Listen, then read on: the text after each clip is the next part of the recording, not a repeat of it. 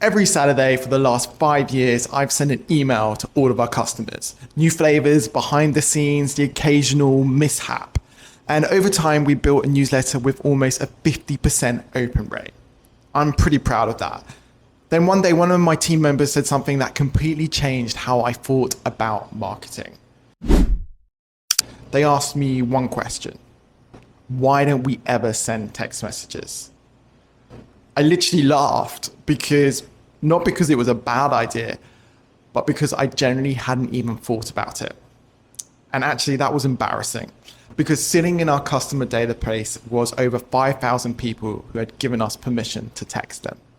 We've never sent a single message to any of them in over 8 years. So I decided to run an experiment. And the result really surprised me not because it solved magically everything, but because it was a better offer. It wasn't because more people opened the message. It came down to one tiny change that felt almost too obvious to matter. And it completely changed how customers responded. Okay, let's get into this. Before I tell you what happens, here's a bit of context because I feel that's really important. If you watch the channel for a while, you know I'm obsessed with the concept of being consistent. Every Saturday at 1 p.m. for the last 10 plus years, we have sent an email to our customers. It has the same format. It's about our flavors. It adds a funny story. It adds a fun fact. It's just a really cool way to interact with our customers. This week, it was all about pistachios. Now, it's not because I think email is a magical marketing tool. It's because I want customers to remember we exist. And that's what really marketing is, staying memorable. And over the years, that little newsletter has grown to almost over 2,000 subscribers with an open rate that is consistently over 50%. For a small ice cream store like this, I think that's pretty good. So naturally, I thought we already cracked the customer communication issue. But maybe I was wrong. Then one afternoon, one of my employees asked me a question which changed everything. Why don't we send text to anyone? I literally didn't even have an answer. Not a good one anyway. We already had permission from thousands of customers. Every person who joined our loyalty program had agreed to receive text in some form. We automated that through Square. We just never used it, never even thought about it. There was no strategy, there was no reason, and we just simply ignored it.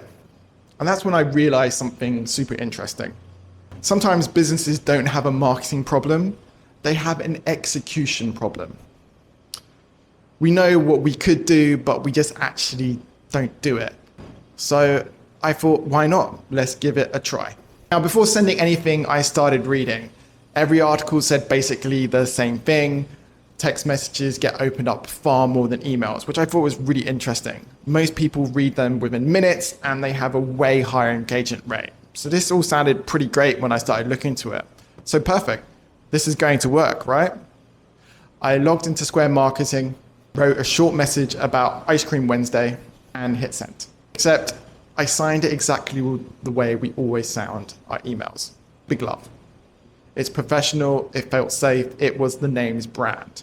It also felt a little cold, which actually I think it was. So the next week I decided to do something different. Instead of signing off as Big Love, or as we were called Frozen Fruit Co before, I decided to do something different. I decided to use my name.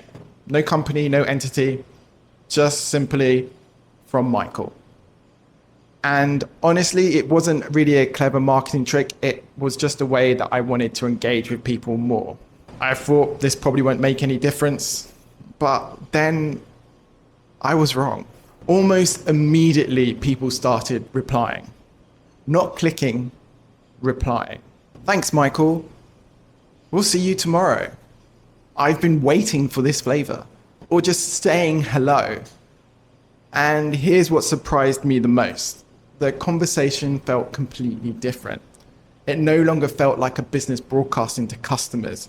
It felt like one person talking to another. The number of replies roughly doubled compared to what we signed messages off as a business. And even better, customers started walking into the shop and saying, "Are you Michael? I get messages from you every week. I love them." Apparently, they've been texting me for weeks and I hadn't even seen them because Square wasn't sending them to me. Looking back, I don't think customers suddenly care about text messages. I think they care that there was a real person on the other end, me. Small businesses have one enormous advantage over giant companies. We're allowed to be human. People don't expect automated emails, personal emails from Amazon. They don't expect that from multi-billion-dollar brands. But when they support a local business, they want to know who's actually behind it. The owner, the founder, the baker, the creator, the coffee roaster, the ice cream maker. That's me. We spend so much time trying to look professional that sometimes we accidentally stop looking human.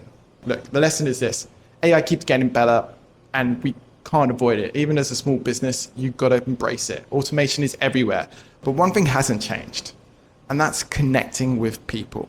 If you're a small business owner, don't hide behind your logo.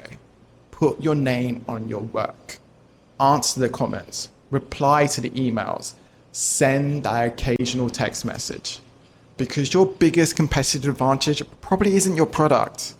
It isn't your advertising. It isn't AI.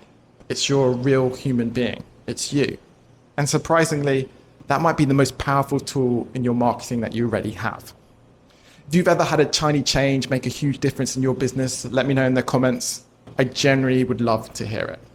And if you enjoy hearing lessons from a real business like this one, I'll see you in the next one.